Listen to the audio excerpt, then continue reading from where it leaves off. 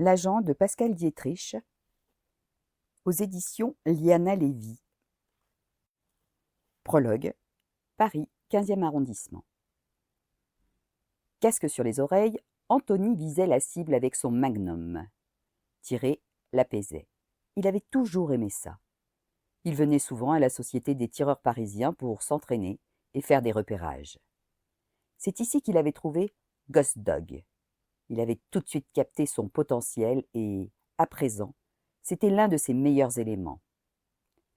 Avoir du flair est un métier et Anthony sentait tout de suite les types doués et le genre de mission dans lesquelles ils excelleraient. Une fois déniché un talent prometteur, il le formait, puis faisait office d'intermédiaire avec les commanditaires. Il négociait le contrat, transmettait les informations pour la mise en œuvre du service, et ce, pour la modique commission de 10%, comme tout agent qui se respecte. Au fond, son boulot consistait à mettre en relation des cerveaux planifiant des crimes et des doigts appuyant sur des gâchettes. Toute l'intelligence du système résidait dans ce montage dont il était un rouage indispensable. Il s'installa au bar face à une pression bien fraîche. Tout en trempant les lèvres dans la mousse, il se mit à observer les tireurs, essentiellement des flics, des chasseurs et des fanas d'armes à feu. Il les avait presque tous déjà vus, à l'exception d'un brun aux cheveux en brosse, le genre d'amateur qui avait appris à tirer dans les jeux vidéo.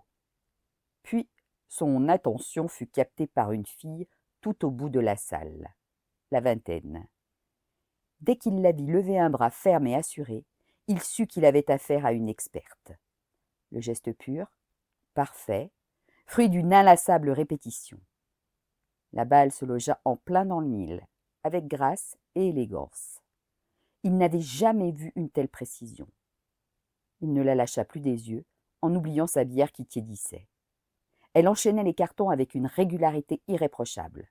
Une pépite.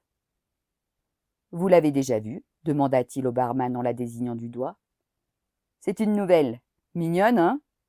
Anthony hocha la tête. Avec un élément comme ça dans son portefeuille, il pourrait rivaliser avec les agents les plus renommés. Même cet enfoiré de Titoff ferait pâle figure avec ces tueurs des pays de l'Est. Il continua d'observer la tireuse à la dérobée.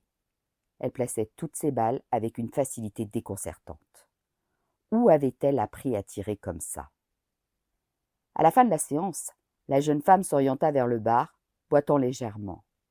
Elle portait les cheveux courts et ses yeux vert-bouteille irradiaient. Il attendit quelques secondes, puis s'approcha d'elle. « Je peux vous offrir quelque chose à boire ?»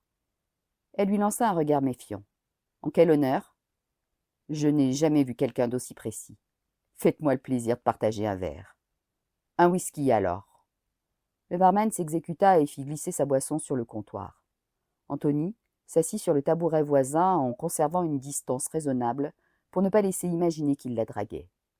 « Professionnel ?» demanda-t-il. « Plus maintenant. » Elle fixait tristement la glace qui flottait dans son whisky. « Ancienne tireuse d'élite ?» Elle pouffa et avala une lampée d'alcool. « Championne d'Europe de biathlon » lâcha-t-elle en faisant claquer son verre sur le zinc. « Mais c'est du passé. » Il en resta sans voix. Une championne de biathlon. Elle grimaça en pointant sa cheville de l'index. Accident.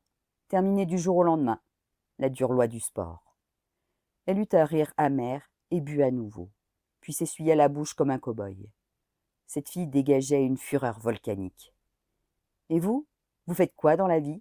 demanda-t-elle les yeux braqués sur Anthony. « Moi, je suis dénicheur de talent. » Mon avis sur L'agent de Pascal Dietrich. Pour moi, c'est une excellente comédie noire, aussi grinçante que savoureuse. Le roman nous embarque dans une galerie de personnages hauts en couleur, tous un peu cabossés par la vie, mais terriblement attachants à mesure qu'on les découvre. Anthony, Thérèse et Alba ne sont pas des modèles de l'égalité, loin de là. Mais leur humanité finit par nous toucher presque malgré nous. Le ton est mordant, l'humour délicieusement politiquement incorrect, et l'intrigue avance sans temps mort. Le format court du livre est parfaitement adapté à cette histoire. Pas de longueur, pas de digression inutile, juste ce qu'il faut pour nous faire sourire, réfléchir et savourer chaque page. La plume de Pascal Dietrich est vive, ironique et pleine de trouvailles. Mention spéciale à cette citation qui résume bien l'esprit de la lectrice de ce roman, donc moi-même.